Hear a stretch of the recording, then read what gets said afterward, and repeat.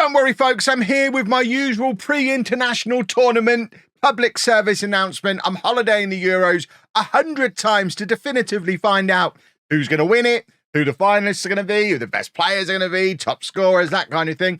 Basically, so you don't have to spend the next month or so watching it. You're welcome. Let's go find out what's about to happen. And as ever with these videos, I'm bringing you along with me. So this is Simulation 1. I'm not going to show you all 100 of them. I'll pick out the interesting ones. But as Simulation 1, with England winning it, I think we might just call it this. England are going to win. It's coming home, etc., etc. I'll try to avoid doing too much of that through the video because I know non-English people really don't enjoy It's Coming Home very much.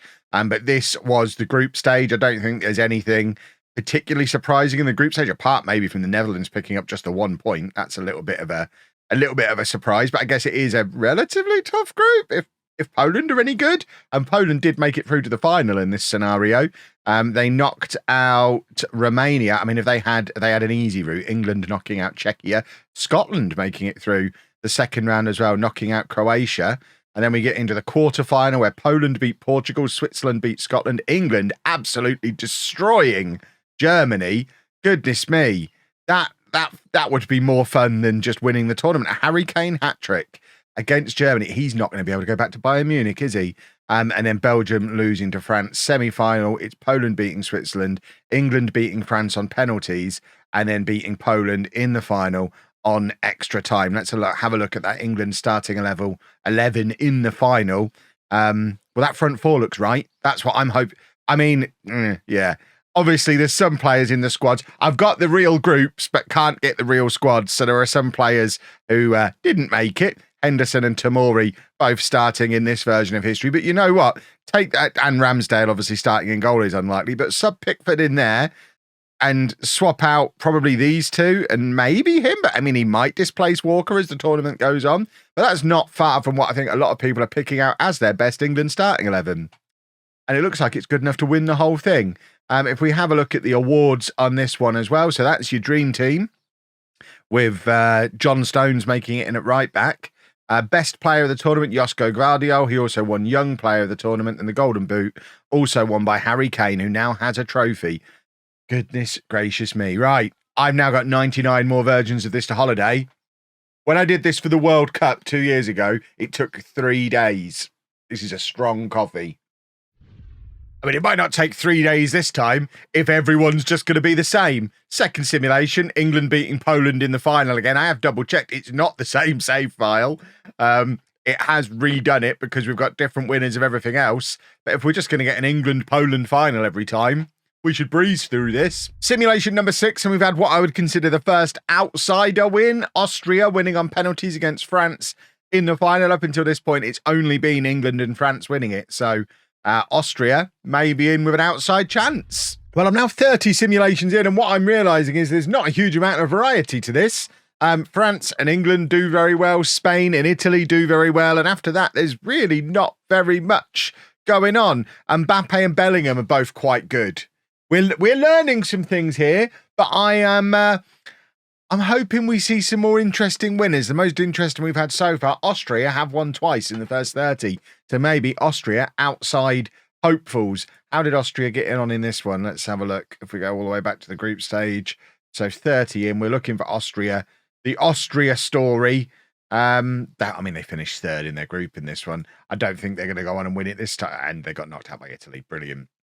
So Austria are sometimes quite good, but more often than not. Learning. Simulation 42, and we have our first new winner for ages. Belgium beating the Netherlands in the final. This is the winning Belgium team. I mean, this is a strange Euros. There you go. There's your losing Netherlands team. I don't know that I'm expecting this to be how it actually turns out. As usual, Mbappe's top scorer, though. That's fairly standard at this point. Top scorer, best player, quite good. Top tip, Kylian Mbappe, quite good. Well, Simulation 48 should be used as a little lesson to all of you reloaders out there. If you reload enough times and resimulate enough times, some genuinely horrific things can happen. A Scotland-England final, and Scotland won it 2-0. I mean, I want absolutely nothing to do with this version of the universe.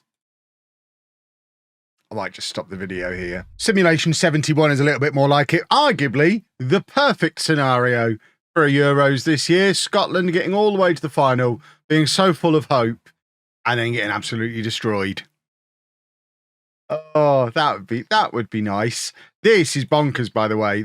I mean, what a dream 11 that is. Jordan Henderson in the middle, Che Adams up front, Scott McKenna and Angus I mean, that is a dream 11, that's for sure. And there we have Simulation 100, France winning.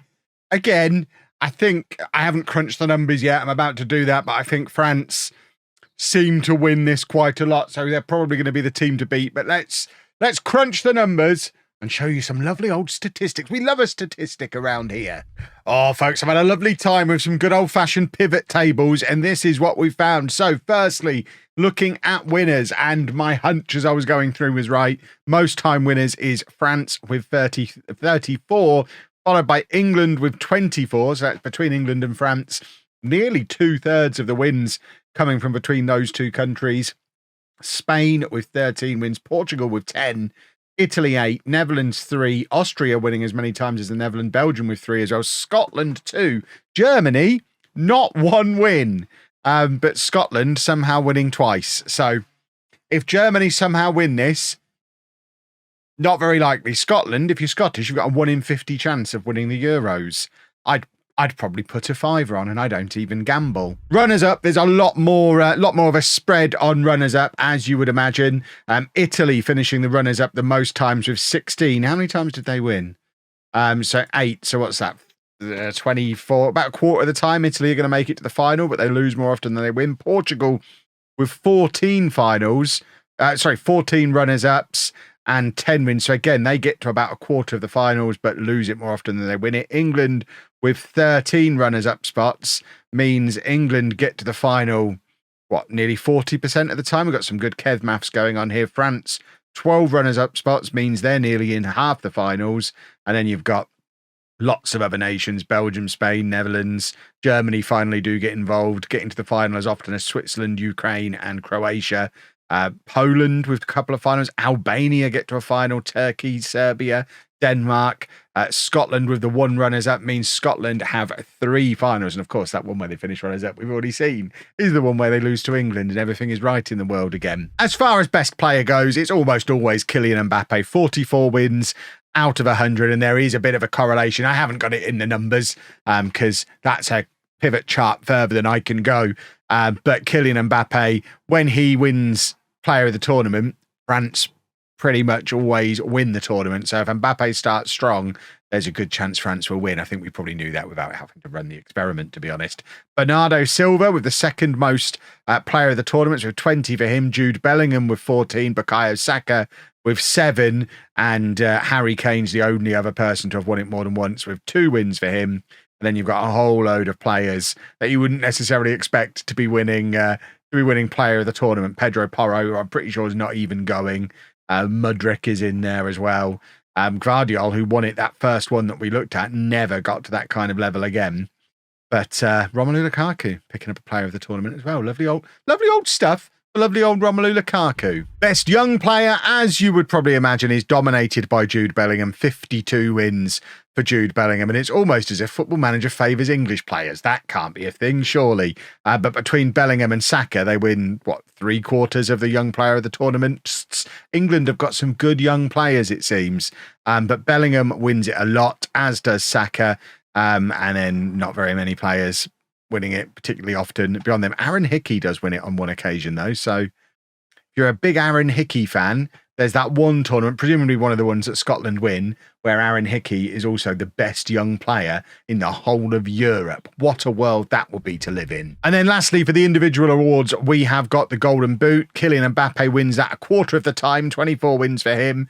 Harry Kane with 12 wins. Jude Bellingham, interestingly, winning the Golden Boot 11 times. So playing in that attacking midfield number 10 role that he plays for Real Madrid, it seems that FM puts him there as well. And presumably that's where he's going to play in real life. And it looks like he has a lovely time doing it. Then you've got Marcus Thuram, Romelu Lukaku, Bernardo Silva, all with a few wins. Saka's in there as well. Griezmann, Foden, and then lots of people who've won it as one-offs here and there. No Cristiano Ronaldo, which I think is the first time I've ever done one of these, and Ronaldo hasn't appeared in any of the individual awards. Bernardo Silva, definitely Portugal's best player at this point, it seems. And then taking all of that into account, we get our team of the tournament. So I've made a record of every team of the tournament that came through, and then basically worked out who appeared in it most often.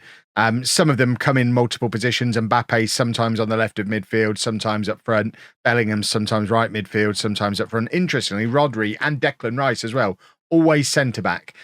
For some reason, the team in the tournament's always a 4-4-2, and I just don't think it can cope with defensive midfielders properly. But this is your team of the tournament. Maignan of France in goal. Theo Hernandez at left-back. Rodri and Saliba at centre-back. And Pedro Porro at right back. In midfield, you have Mbappe, who did qualify for the team of the tournament more times than anybody, 80 times out of 100. Kylian Mbappe made it into the team of the tournament alongside Bernardo Silva, Nicolo Barella, who is the one who got in here last. He was in it fewest out of any of these 11. But this is the 11 most commonly selected. When I did it for the World Cup a few years ago, we had to start fiddling around with positions, and a few people who got higher than the lowest one actually made it in, but these were actually the most 11 most frequent, and it does fit into a team. So Barella alongside Bellingham in midfield, and then up front, Harry Kane and Marcus Thuram. How likely do we think, I was going to say, how likely do you think that is to be the actual team of the tournament when all is said and done? Having now checked the Spain squad and seen Pedro Porro's not in it, he has a 0% chance of this being the actual team of the tournament. But in Football Manager world, that's the most likely one. And I know who I trust more than the internet and facts. I trust Football Manager. Here's your team of the tournament. France are going to win. Mbappe's going to be the best player and top scorer. You heard it here first, boys and girls. That is also what was predicted for the World Cup 2 years ago, and it didn't exactly work out like that. I think Football Manager really, really likes Kylian Mbappe and France, even more so than young English players, apparently. But that is the end of the experiment. That has taken a very, very long time. So not quite the 3 days it took me to do the World Cup one a few years ago, because I have got my fancy new NASA supercomputer now, but still a jolly long video. So if you did enjoy it, please make sure you leave a thumbs up on it, just to show me that you want to see me playing around in Football Manager doing this kind of stuff a little bit more often. I know I'm kind of the Let's Play guy, but I do like to do this kind of stuff every now and again. But if you don't watch it, it does make it harder to justify spending an entire weekend making it. Subscribe to the channel, turn your notifications on if you are new. We, of course, have daily Football Manager videos coming out here on the channel as well. And thank you very much for watching. France are going to win the Euros.